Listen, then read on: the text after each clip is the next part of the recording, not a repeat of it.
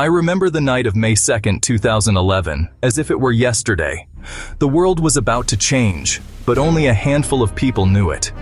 In the darkness of that Pakistani night, a team of America's most elite warriors was about to embark on a mission that would bring a decade-long manhunt to its dramatic conclusion. This is the story of how the United States finally caught up with Osama bin Laden, the mastermind behind the 9/11 attacks. It's a tale of meticulous planning, cutting-edge technology, and raw courage. Tonight, we'll take you step by step through one of the most significant military operations in recent history. For nearly a decade, Osama bin Laden had been the world's most wanted man. In August 2010, they finally caught a break. They tracked al-Kuwaiti to a compound in Abbottabad, Pakistan. This wasn't just any compound, it was an imposing structure with high walls, barbed wire, and a curious lack of phone or internet connections. The agency began to suspect they had found their man.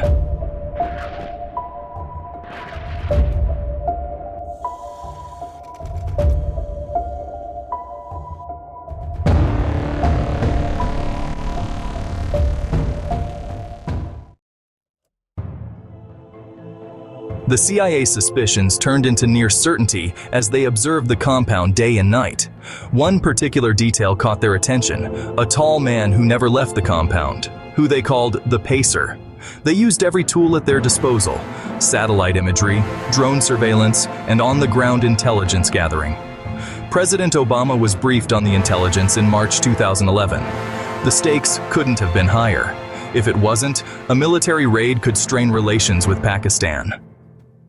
The president needed more proof, but he also knew that the window of opportunity might close at any moment. With the target identified, the next crucial step was deciding who would carry out this high-stakes mission. The choice fell to the Navy's SEAL Team 6, officially known as the Naval Special Warfare Development Group, or DEVGRU. These weren't just any special forces. They were the best of the best, the elite of the elite in America's fight against terrorism. Their selection for this mission underscored its importance and complexity. The team began intense, specialized training for the operation. They constructed a full-scale replica of the Abbottabad compound and ran drill after drill, refining their approach. Every second was accounted for, every contingency planned for. The SEALs knew that once they crossed into Pakistani airspace, there would be no room for error. They were preparing not just for a mission, but for a date with history.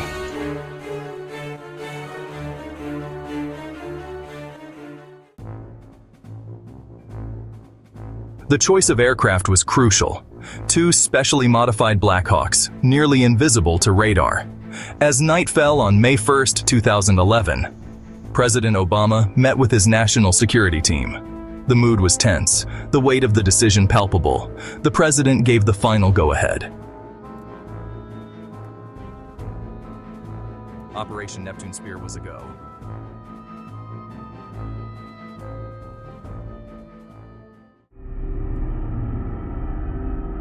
Under cover of darkness, two Blackhawks lifted off. The tension was palpable as they approached Abbottabad.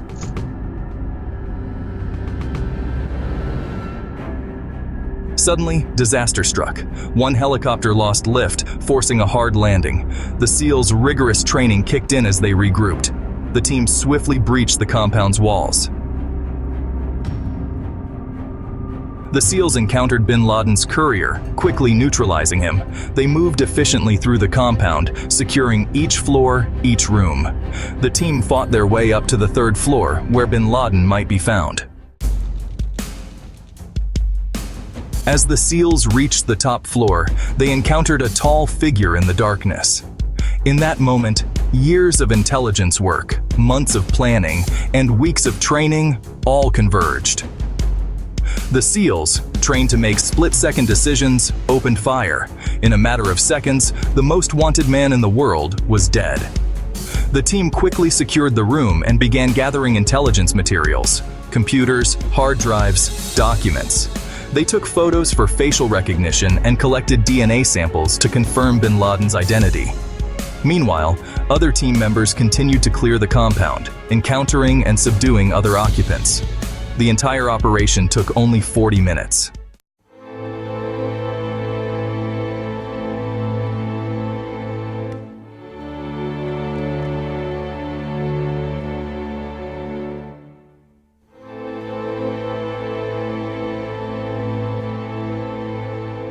As they lifted off, Pakistani forces approached. The team, along with bin Laden's body, headed back to Afghanistan. In accordance with Islamic tradition, the body was prepared for burial at sea.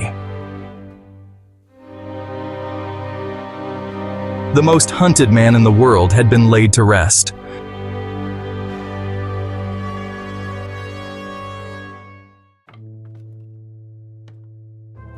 As dawn broke on May 2, 2011, the world was about to learn of the night's events. President Obama addressed the nation declaring, "Justice has been done." The news spread like wildfire. In cities across America, spontaneous celebrations erupted. People gathered in front of the White House and at Ground Zero in New York, waving flags and chanting, "USA, USA." It was a cathartic moment for a nation. But the operation also raised difficult questions. The raid had been conducted without Pakistan's knowledge, straining an already complex relationship. Some questioned the legality of the operation under international law. These discussions would continue, but they couldn't overshadow the significance of what had been achieved. The mastermind of 9/11 had finally been brought to justice. The death of Osama bin Laden marked a significant milestone in the war on terror, but it didn't end the conflict. Al-Qaeda continued to operate through its affiliates. The broader landscape of global terrorism evolved, with new threats emerging. Yet, the successful raid on Abbottabad stood as a powerful example of what could be achieved. For the families of 9/11 victims, bin Laden's death brought a measure of closure, though the pain remained. For the intelligence community and the military, it was a vindication of their tireless efforts. And for the nation as a whole, it was a reminder of America's resolve and capabilities. The operation will be studied for years, for its tactical brilliance and strategic significance in the ongoing struggle against terrorism.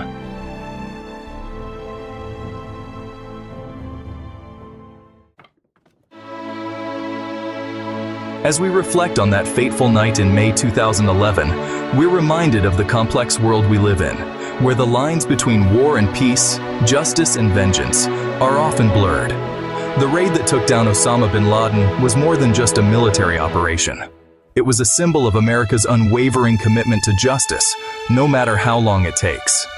As we move forward, the lessons of that night, the importance of intelligence, the value of patience, and the courage of those who put their lives on the line, continue to shape our approach to national security. In the end, the legacy of Operation Neptune Spear is not just about the death of a terrorist leader, but about the resilience of a nation determined to protect its people and its values.